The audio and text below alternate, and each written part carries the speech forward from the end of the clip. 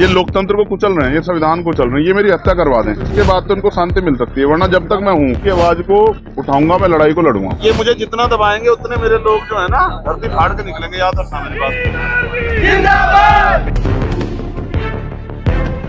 दोस्तों, रास्ता रोककर खड़ा ट्रैक्टर, ट्रॉली और अपने काफिले के साथ पुलिस कर्मियों से बहस करते और जाने के लिए रास्ते का इंतजार करते चंद्रशेखर आजाद। दोस्तों, बीते दिनों पुलिस से बचकर पीड़ित परिवार से मिलने जाने के लिए चंद्रशेखर आजाद सड़क पर दौड़ते नजर आए थे, लेकिन लाख कोशिशों के बाद भी पुलिस ने चंद्रशेखर को मेरठ के कपसार नहीं जाने दिया। अब ऐसा ही मामला मुजफ्फरनगर से सामने आया है दोस्तों, जहां चंद्रशेखर आजाद को एक बार फिर मुजफ्फरनगर पुलिस ने सोनू कश्यप हत्याकांड में पीड़ित परिवार से मुलाकात करने से रोक दिया है और उनके काफिले को काफी पहले ही रोक दिया गया है, जिसके बाद निराश होकर चंद्रशेखर आजाद को एक बार फिर से वापस लौटना पड़ रहा है।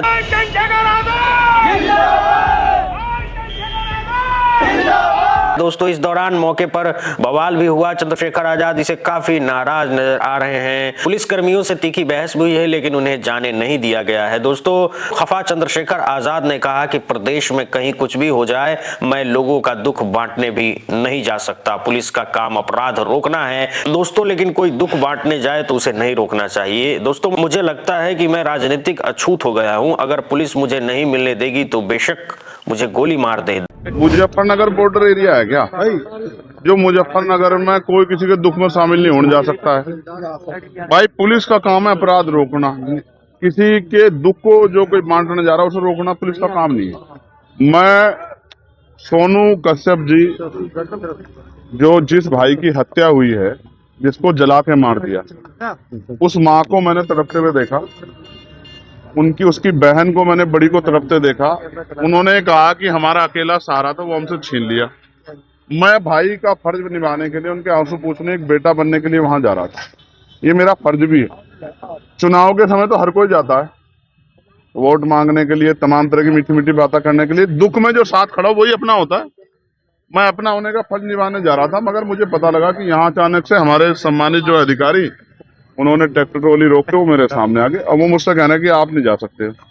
मैं ये पूछना चाहता हूँ कि भाई क्यों नहीं जा सकता हूँ? घटना यहाँ की नहीं है, घटना मेरठ में हुई।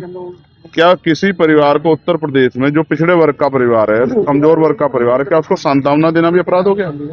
तो मुझे सारी बात में एक चीज समझ आई है कि मैं राजनीतिक अछूत हो गया हूँ यहाँ उत्तर प्रदेश में। मैं किसी पीड़ित की आवाज नहीं उठा सकता। मैं आवाज उठाने जाऊंगा तो मुझे बंद किया जाएगा। इसका एक तरीका मेरी समझ में आया, मैं इनको रास्ता दिख बता रहा हूँ कि जैसे पिछली बार मुझे गोली लगी थी 23 में, मेरी ये हत्या करवा दे पुलिस वाले मिलकर सारे सरकार के साथ।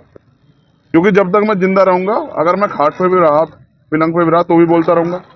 तब भी जब भी इन पर अन्याय होगा मैं बोलूंगा, पिछड़ों पे, दलितों, मुसलमानों पे, गरीबों पे, बहनों पे। तो एक ही तरीका है इनके पास। ये लोकतंत्र को कुचल रहे हैं, ये संविधान को चल रहे हैं, ये मेरी हत्या करवा दें, इसके बाद तो इनको शांति मिल सकती है, वरना जब तक मैं हूँ क्या तो ये जुल्म रोके। वरना अगर ये जुल्म करेंगे मेरे लोगों पे तो मैं उनकी आवाज को उठाऊंगा, मैं लड़ाई को लड़ूंगा। मैं किसी बात से नहीं डरता भाई। मैं तो जब तक परिवार को नहीं सुनूंगा तब तक मैं कुछ नहीं कह सकता हूँ। मैं तो जाऊंगा, जब उनके पास जाऊंगा, मुझे अपनी पीड़ा बताएंगे। जब मुझे अपनी पीड़ा बताएंगे तभी मैं आगे की बात तो कर पाऊंगा। मैंने तो डिमांड की थी कि भाई इस परिवार को कम से कम 50 लाख रुपए का मुआवजा मिले। क्योंकि देखो मेरी बात सुनो, आप भी पत्रकार साथी हो, अगर आपके साथ कोई दुर्घटना हो जाए, आपके बच्चों क्या होगा? भाई, कमाने वाला था वो चला गया, उसकी बुजुर्ग माँ, उसका क्या होगा? 10 दिन तो सब आएंगे। तो उसको 50 लाख रुपए मदद दो, एक सरकारी नौकरी मिले, और सबसे इम्पोर्टेंट है इस घटना की सीबीआई जांच हो। यही मांग उठा रहे हो। अब आप पीड़ित के यहाँ जाएंगे या यहाँ से वापस जाएंगे? आप बताओ मुझे। मैं जैसे आगे बढ़ूंगा तो मीडिया वाले कहेंगे पुलिस क्या लड़ रहे हैं, तो मैं शांति से बड़े अधिकारियों को कह रहा हूँ कि वो मुझे अपनी गाड़ी में ले चलें, मोटरसाइकिल पे ले चलें। मैं अपने सब साथियों को वहीं रुके, मैं अकेला आदमी जाकर उनकी बात सुन के और उसको आगे आपके सामने बता दूं। इसके अलावा बताओ रास्ता क्या लोकतंत्र में? अगर लोकतंत्र में चुनाव प्रतिनिधि जनता के बीच नहीं जाएगा, औरों की दिक्कत है कि नेता जाते नहीं है, मैं जा रहा हूं तो मुझसे दिक्कत ये है कि वो क्यों जा रहा है। तो भाई, और लोगों की मदद नहीं करना चाहिए। मैं तो करना चाहता हूँ तो मुझे फांसी चढ़ा दो, यही रास्ता है।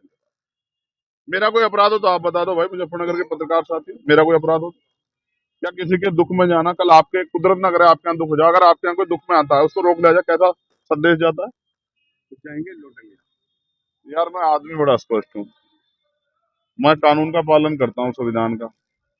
अगर ये संवैधानिक रूप से इनके पास कोई तर्क हो तो बता दें कि इसमें जान देना चाहते हैं, और नहीं है तो फिर ऐसा है, अगर जिदबाजी करेंगे तो फिर आप जानते हो, फिर तो वही होगा जो एक भाई को अपनी बहनों के सम्मान में, एक बेटे को अपनी माँ के सम्मान में, और एक न्यायप्रिय व्यक्ति को लोगों की लड़ाई लड़ने के सम्मान में जो करना चाहिए, फिर वो। दोस्तों दरअसल मेरठ के सरधना के ज्वालागढ़ गांव में 8 दिन पहले सोनू नाम के युवक को ईंट से मारकर जान ले ली गई थी। यहां तक कि साक्ष्य मिटाने के लिए मोबिल ऑयल डालकर जला दिया गया था। इस कांड का आरोप गांव के ही एक ठाकुर बिरादरी के युवक पर लग रहा है, जिसके कारण लगातार विरोध प्रदर्शन हो रहे हैं। इसी कड़ी में चंद्रशेखर पीड़ित परिवार से मुलाकात करने जा रहे थे, लेकिन पुलिस ने उन्हें बिना मिले ही वापस भेज दिया है। बहुत बहुत धन्यवाद, बहुत बहुत शुक्रिया दोस्तों।